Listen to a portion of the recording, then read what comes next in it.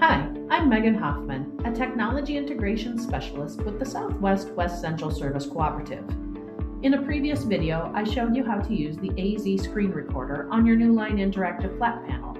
Well, if you update your firmware, there's an even easier way to record your screen using the built-in screen recorder.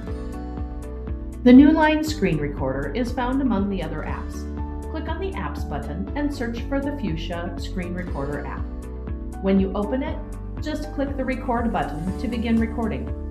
If you want to record your voice, you will need to hook up an external microphone. Just a reminder, everything you do on the screen will be recorded, so make sure you are not entering any sensitive information like passwords while you are recording. When you are ready to stop recording, press the red stop button in the lower left corner of your Newline screen. You will be prompted to select where you want to save the recording. The main choices are in the internal storage on your Newline IFP or directly to your Google Drive if you have it connected.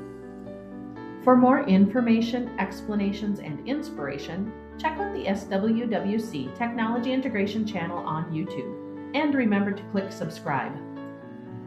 Thanks for watching, and thanks for the update, Newline. That makes life a tiny bit easier.